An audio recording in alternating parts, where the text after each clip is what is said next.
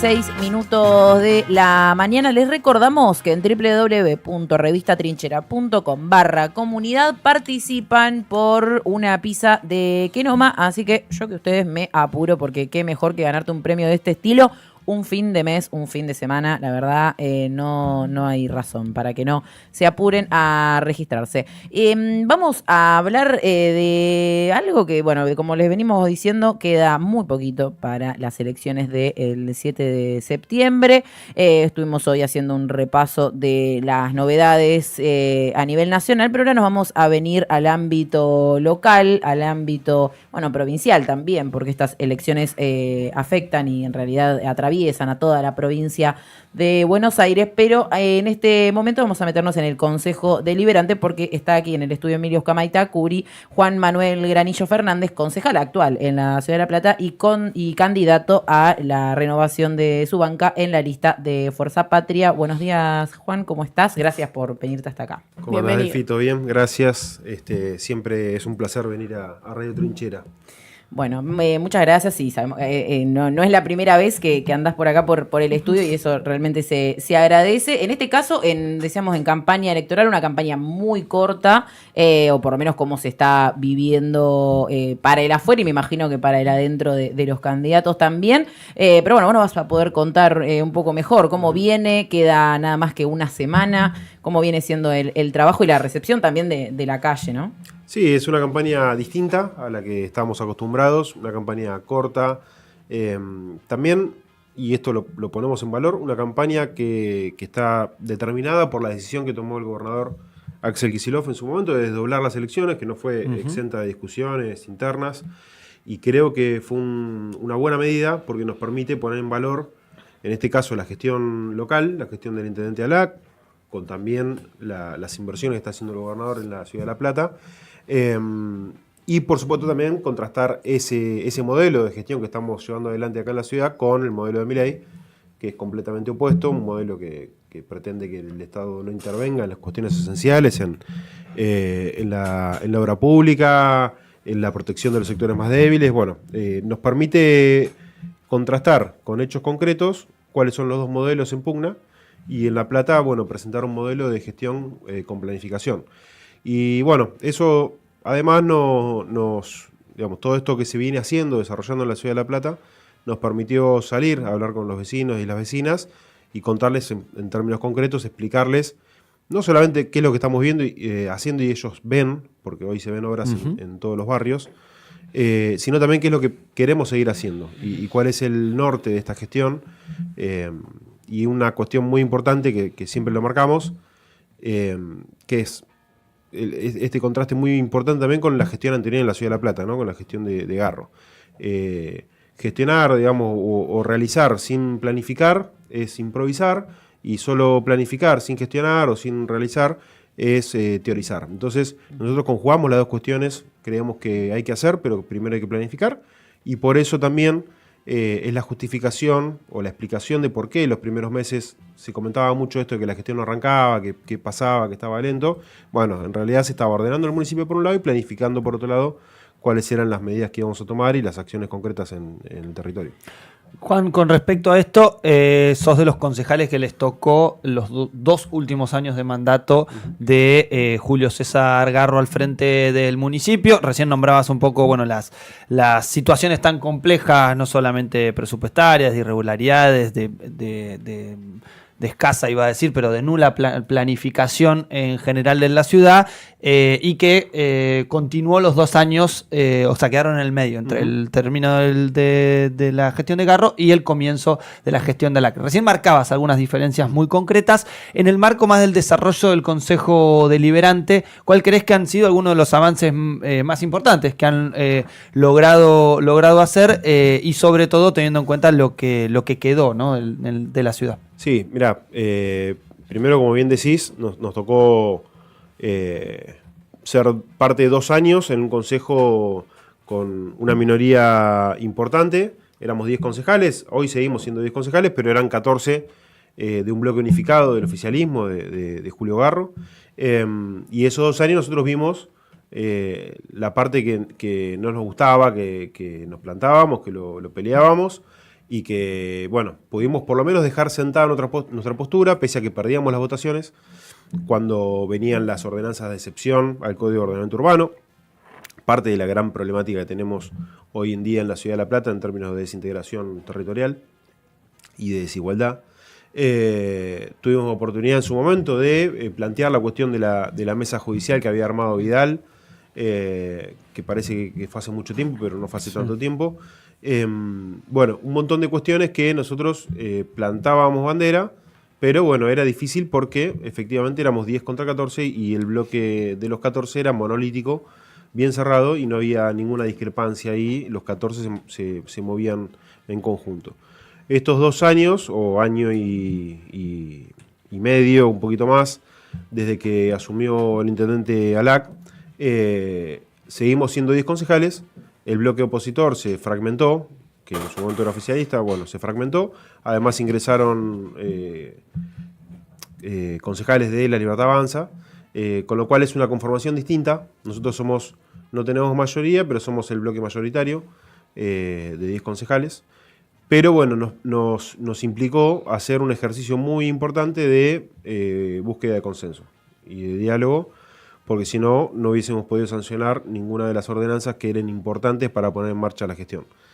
Así hicimos con el Código de Ordenamiento Urbano, con la primera etapa, que bueno, Cintia como presidente de la Comisión de Planeamiento tuvo participación importante, también el presidente del Consejo, Marcelo Galan, y también Sergio Reza, que vino a la comisión a explicar más de una vez cuál era la visión de la gestión con respecto al ordenamiento territorial. Se hicieron concesiones, o sea, nosotros, a diferencia de lo que fue el modelo de Garro, de no dialogar nada, no consensuar nada, se hicieron concesiones en puntos que eran interesantes, que planteó la oposición y se incorporaron al proyecto. Y así pudimos avanzar. Creemos que este modelo del diálogo, a veces obviamente que no se puede, porque son posiciones irreductibles, pero cuando se puede, creemos que es importante porque, sobre todo en las ordenanzas que son más trascendentales para la vida de la ciudad y que vienen a regir nuestra vida cotidiana durante mucho tiempo, tenemos que tratar de que sea con el mayor consenso posible porque le otorga mayor legitimidad. Si nosotros simplemente conseguimos una mayoría circunstancial para sancionar una ordenanza y tenemos 13 votos, pero no tenemos este aval, digamos, del resto de los partidos políticos, de las fuerzas políticas que también representan a sus votantes, bueno, podés avanzar con una norma, pero después es difícil de implementación. Entonces, la implementación a través del diálogo, del consenso y la búsqueda de la mayor cantidad de adhesiones posible, me parece que es el modelo, así como lo hicimos con la venta ambulante, por ejemplo, en Calle 8, en las plazas y demás, que se hizo a través del diálogo y no a través de los palos y de la fuerza pública. Bueno, me parece que es el modelo que vino a implementarse en la ciudad y que nos parece el que mejor posibilidades nos da a todos de tener primero una convivencia, ¿no? Y diferenciarnos también en esto del modelo de Milei, de estar todo el tiempo señalando y descalificando al otro simplemente porque se opone. Bueno, nosotros queremos que la mayor parte de la ciudadanía se sienta parte de un modelo. Igualmente, digo, en este marco de cómo quedó y cómo continúa conformado el Consejo Deliberante, ¿qué expectativas tenés y se tiene también dentro del espacio de Fuerza Patria en poder igualmente conformar, digo, una mayoría? Digo, ¿qué expectativas se tiene sobre las posibilidades de, después de mucho tiempo, poder ocupar la mayor cantidad de bancas dentro del Consejo Deliberante? ¿Qué expectativa, digo, tenés con respecto a esta posibilidad de renovar tu banca, que entiendo que quizás es como de las que uno entiende lo que se dice, los que van a ingresar, pero bueno, hay una lista bastante completa, digamos, con muchos candidatos, con mucha representatividad también. ¿En qué medida crees que eso puede llegar a cristalizarse después en la cantidad de votos que se salga a conseguir en la Ciudad de La Plata? Sí, creo que se armó una buena lista, como decís vos, con mucha representatividad. De hecho, en los lugares finales de la lista tenemos 2 compañeras concejalas, Cintia Mancilla y Yanina Sánchez, que también traccionan la boleta porque tiene su representatividad. además de incorporar figuras nuevas, digamos, que tal vez no eran tan conocidas en el mundillo de lo que venimos nosotros caminando. Más la gestión que se está haciendo, creo que nos va a dar la posibilidad de, o tenemos la aspiración de poder ingresar mayor cantidad de concejales. En las últimas elecciones venimos ingresando 5 concejales al Consejo. Bueno, queremos aumentar esa representación, tal vez llegar a un número de 12 concejales, y que eso nos permita contar con una mayoría un poco más importante. Si tenés 12 todavía no alcanzás el quórum propio o la mayoría solo, pero digo, en esto que venimos narrando, es importante tener mayor representatividad, sobre todo porque bloqueas el ingreso de mayor cantidad de representantes de la Libertad Avanza, sobre todo, que bueno, ahí va a ser complejo. La verdad que hoy los representantes de la Libertad Avanza en el Consejo por lo menos permiten un canal de diálogo. Hay que ver los que vienen, qué impronta tienen. Pero bueno, la expectativa es mejorar la representación en el Consejo, y que también eso sirva como una señal para el afuera de que la gestión fue revalidada, y que bueno, que de hecho esa revalidación y ese acompañamiento de la gestión permite aumentar la representatividad del Consejo Deliberante.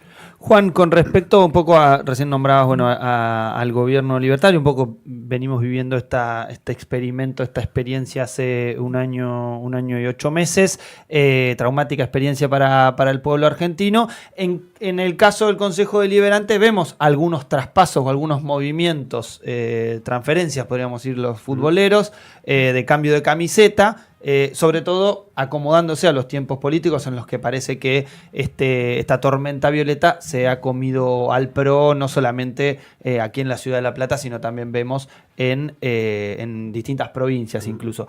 ¿Cómo analizas un poco este presente y sobre todo esta posibilidad o no de discusión, ¿no? Recién decías, bueno, con algunos ediles de la Libertad Avanza todavía podemos intercambiar algún diálogo, pero es verdad que lo que se ve a nivel nacional es una dificultad muy profunda a la hora de establecer algunos puntos de contacto, sobre todo en clave del poder legislativo de cualquier, sea tanto una ciudad como de cualquier provincia. Sí, la verdad que nos preocupa en términos de democracia, digamos, del tono discursivo, la praxis política que tiene la Libertad Avanza a nivel nacional, y eso obviamente que decanta después en los distintos estamentos. Nos preocupa porque es una provocación permanente, es un jugar al fleje, muchas veces jugar al fleje pero del lado de afuera, porque de hecho lo hacen. Esto de Milei regocijándose con el veto de leyes que vienen a proteger a los sectores más débiles, nos parece de un nivel de crueldad que no hemos visto, ni siquiera en las épocas de la Rúa, digamos, donde recortaron el 13% de los jubilados. Lo hacían no regocijándose de lo que estaban haciendo. Decía una decisión muy difícil. Claro, o sea, lo estaban tomando, o sea, estaban castigando efectivamente al pueblo, pero sentían como que tenían que pedir disculpas. Claro. Bueno, en este caso Milei lo hace congraciándose con no sé quién, porque efectivamente uno habla con gente de distintos sectores y nadie está mejor que antes.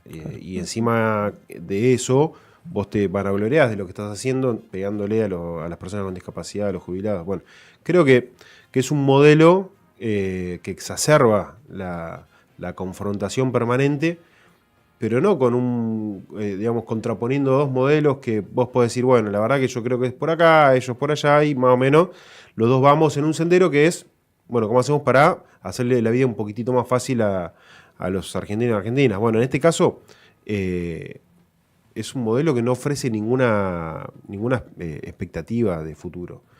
Lo único que pueden mencionar es una baja de la inflación, que sabemos a costa de qué es, a costa de más endeudamiento, a costa de una recesión brutal, y a costa de comprometer el futuro y el presente de millones de argentinos. Ya tenemos cierre de 15.000 pymes en un año y 8 meses. Durante la gestión de Macri cerraron 25.000 pymes, que es una guasada, en 4 años. Este muchacho en un año y 8 meses ya lleva 15.000. Y va a seguir. ¿Por qué? Porque este modelo que ellos también se vanaglorian de decir, somos el gobierno que bajó más cantidad de impuestos, ok. Fíjate dónde bajaste los impuestos. ¿A quién? Claro, ¿a quién? Le bajaste los impuestos a los commodities, liberaste las importaciones, bueno, estás reventando todo. Claro, estás reventando todo, hermano, y la verdad que no hay ganadores del modelo, hay ganadores, pero son muy poquitos. Claro. Entonces, bueno, eso yo creo que pone en crisis la democracia, porque cuando el pueblo siente que la representación democrática no responde a ninguna expectativa, y nosotros venimos y nos hacemos cargo de una frustración en el 23, que es, bueno, llegamos con una alta expectativa para desandar lo que había hecho Macri, que había hecho un desastre en 4 años, y no pudimos corregir el rumbo, con todas las dificultades que nosotros sabemos y que la gente lo sabe, la pandemia, el endeudamiento de Macri, la sequía, bueno, hubo un montón de factores condicionantes, pero efectivamente en lo concreto, bueno, no pudimos. Entonces, Milei, con la expectativa que generó, que se frustre tan rápido esa expectativa, bueno, pone en riesgo el sistema de representación. Sí, Juan, yo te quería preguntar, porque vos venías mencionando, y lo vemos, que la intendencia de Julio Alac está activa, ¿no? Y que vos mencionabas de esto que buscan el diálogo y poder trabajar en conjunto también con quienes piensan diferente. Y en este sentido, ¿no? También teniendo en cuenta que cuando ganó el intendente Julio Alac, hubo una diferencia mínima de votos. ¿Cómo ves o cómo proyectas las votaciones que vienen con todo esto que planteabas de que se puede ver, ¿no? Y que se puede ver que hay un diálogo, que se puede ver que es un consejo totalmente diferente donde se ve que hay trabajo, que hay ganas y que hay propuestas, porque se hizo y se va a hacer más. ¿Cómo ves la participación? Sí, mira, yo creo que nuestros vecinos van a valorar este modelo, que insisto, es un modelo que busca primero planificar y después hacer. Y eso es una diferencia sustancial con lo que teníamos o veníamos acostumbrados en la Ciudad de La Plata, que era básicamente, por un lado, copiar el modelo Larreta en Capital. Lo vimos con los palitos amarillos, con un montón de cuestiones, con la bicicenda hechas para el traste, que nosotros queremos de la bicicenda, pero bien hecha y planificada. Bueno, hay un montón de cuestiones que Garro replicaba de lo que hacía Larreta en Capital, a veces por copiar el modelo y otras veces por traer a los mismos proveedores y hacer un negocio acá en la Ciudad de La Plata. Ese contraste de modelos creo que nos permite a nosotros poner en valor más fuertemente lo que es un gobierno serio.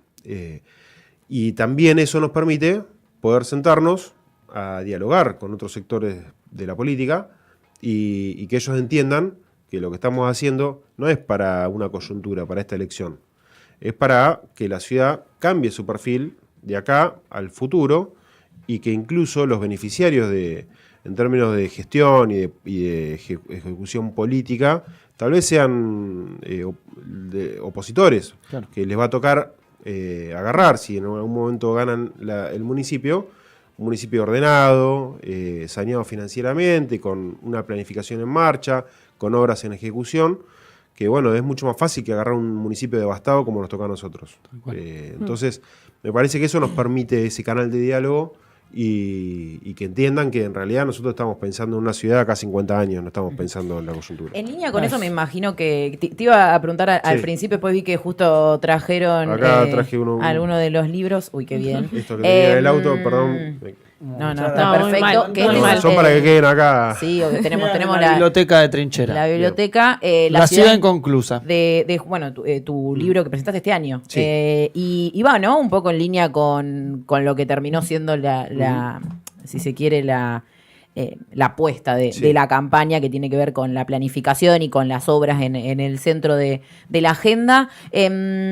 ¿Qué le falta, digamos, más allá de lo que se viene haciendo y demás, digo, de fondo? ¿Qué son esas cosas que le faltan a la Ciudad de La Plata para finalmente concluirse? Sí, bueno, el título del libro es eso, es una invitación a decir, bueno, ¿cómo pensamos lo que nos falta? Sabemos que nos falta un montón y que me parece que lo principal que tenemos que abordar es romper el modelo de desigualdad que tenemos en la ciudad. Una forma de romper ese modelo de desigualdad es delinear cuál es la perspectiva que nosotros queremos de ocupación territorial. Sabemos que uno de los principales facultades que tienen los municipios en la provincia de Buenos Aires, por el diseño institucional que tenemos en la provincia, es que el municipio es el responsable primario del ordenamiento territorial. Y que eso se hace en conjunto con la provincia a través de la Dirección Provincial de Ordenamiento Urbano Territorial, la de POU.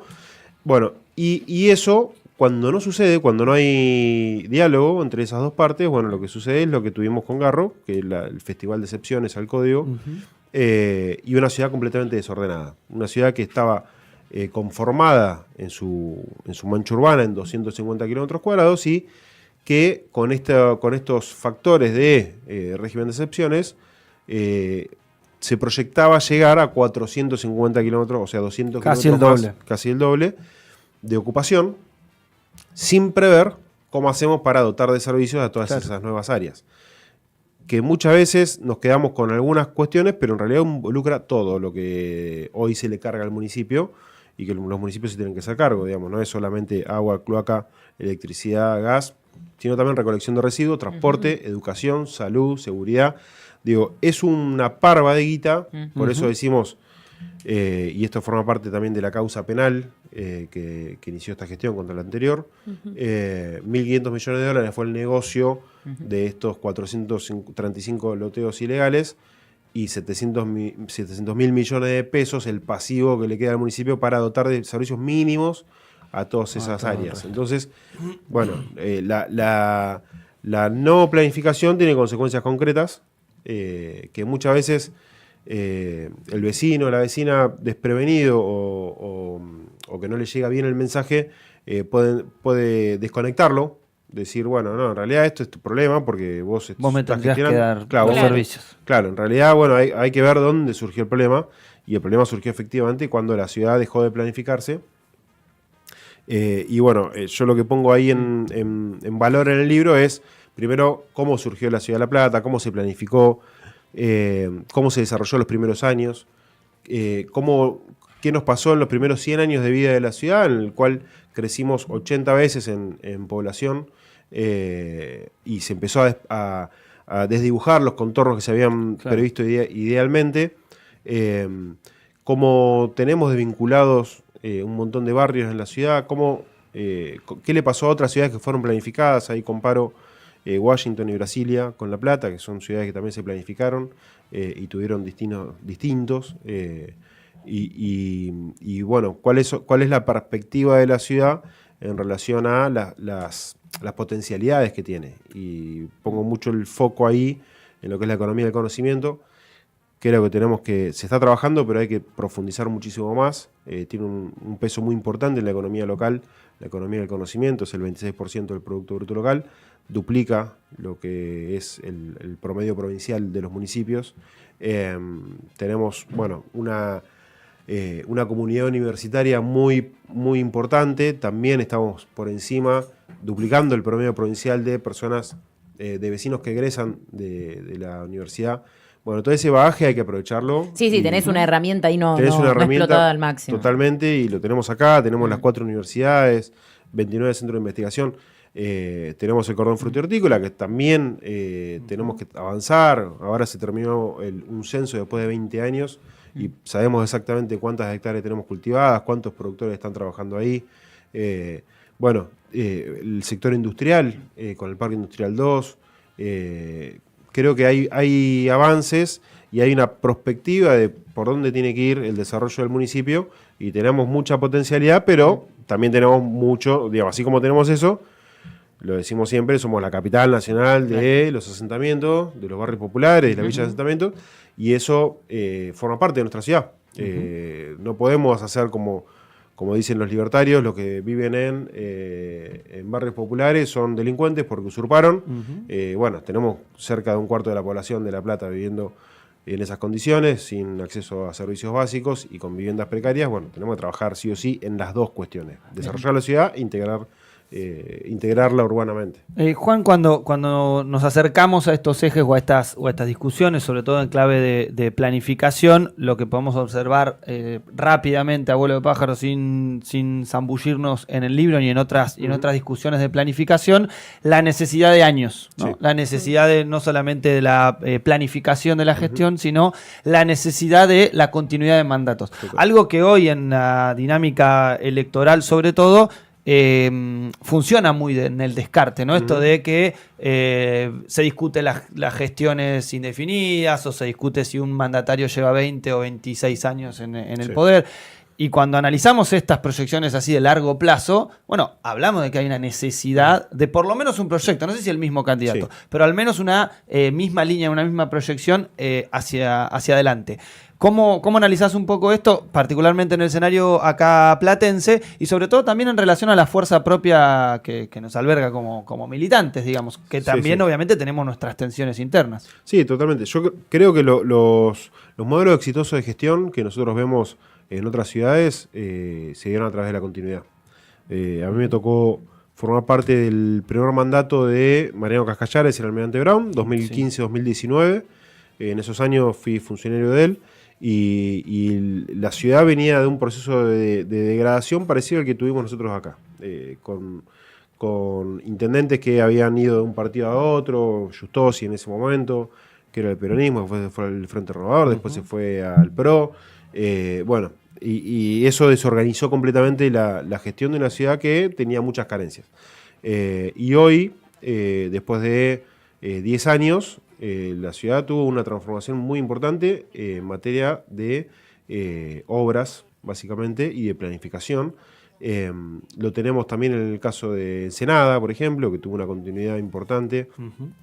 En el caso de Pilar, bueno, hay un montón de casos de municipios que son gestionados durante un tiempo determinado por una misma línea de gobierno. En muchos casos coincide el candidato o el intendente y en otros casos no, pero sí coincide la mirada que tiene un sector político sobre cómo hay que gestionar la ciudad, y esa es la clave. Nosotros necesitamos acá en La Plata tener una continuidad que nos permita durante por lo menos 16 años, te diría, sostener un plan de inversión. Por lo menos 2 planes quinquenales. Sí, exactamente. Necesitamos sostener un plan de inversión. Hoy tenemos el plan de inversión en obra pública más importante que tengamos en memoria en la Ciudad de La Plata, son 180.000 millones de pesos en un programa plurianual, o sea, es este año, el año que viene, cerca del 50% del presupuesto destinado a obra, y es lo que necesitábamos para empezar a cicatrizar un poco esas heridas,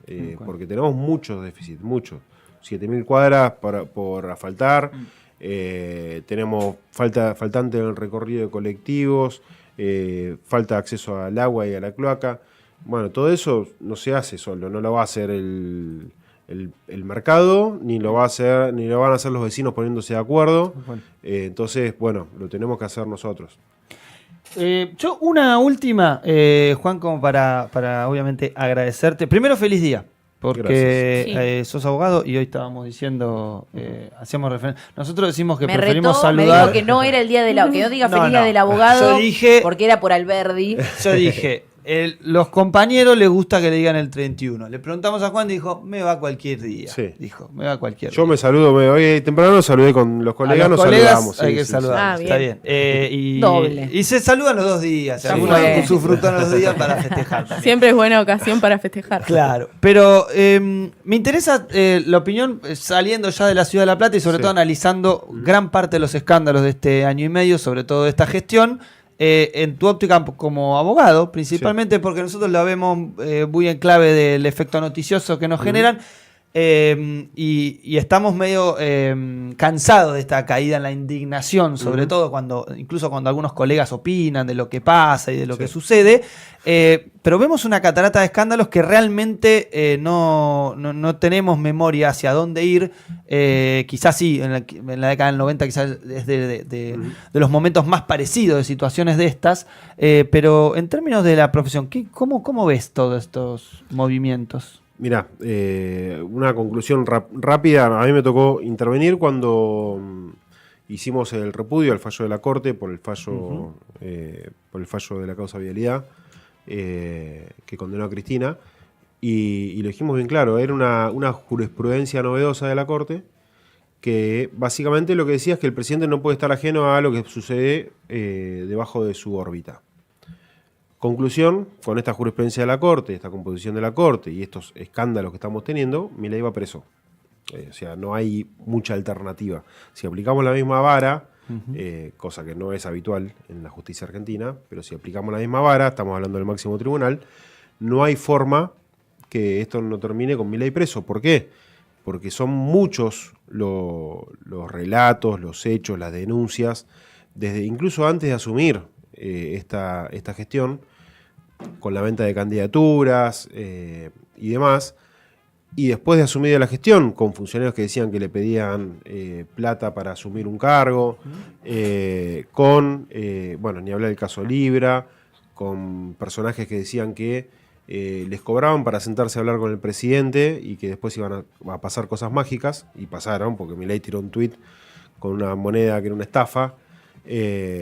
Bueno, esto de Spagnuolo directamente es como destapar una olla, y encima en un tema súper sensible que se viene discutiendo. Bueno, le están negando las prestaciones a las personas con discapacidad y encima se están afanando la guita con el famoso 3% para Karina. Me encanta el tema de los jingles, estamos a full, y los memes, pero digo, la verdad, es grave lo que está pasando en Argentina. Es un esquema de corrupción muy, muy básico aparte, porque directamente involucra a la hermana del presidente.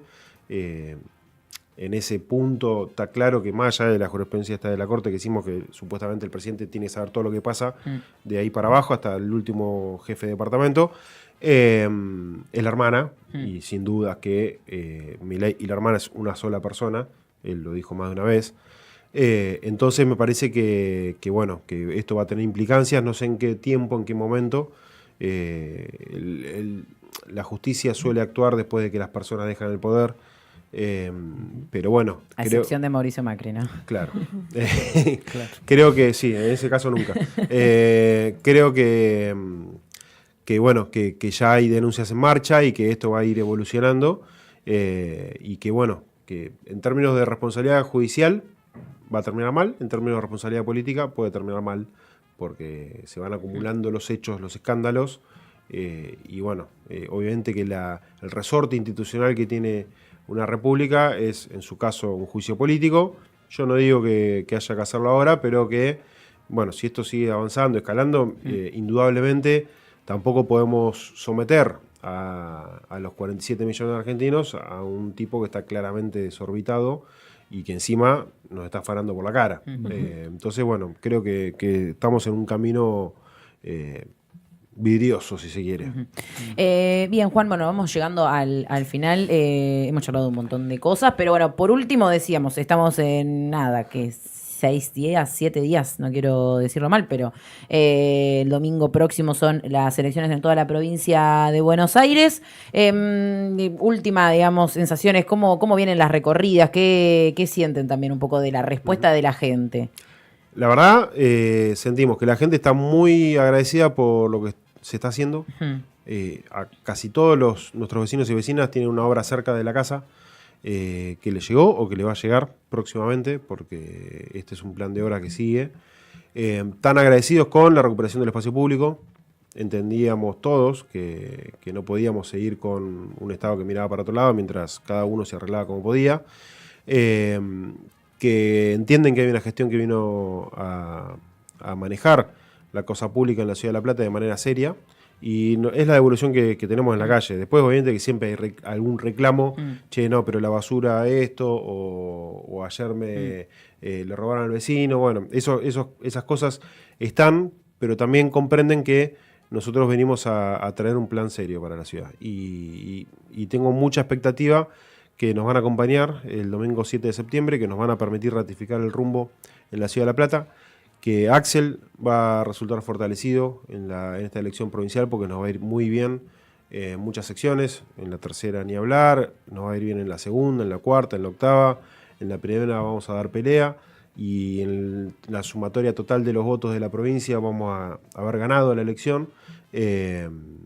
y que, bueno, eso nos va a permitir tener un impulso, una ratificación del rumbo para encarar los próximos 2 años, ya pensando en, bueno, presentar una alternativa concreta a este modelo. Así que me parece que vamos a una elección muy importante, e insisto, creo que Axel va a poder validar la decisión que tomó en su momento de desdoblar la elección y poner en valor su propia gestión y la gestión de los intendentes que efectivamente transforman la vida cotidiana de los vecinos.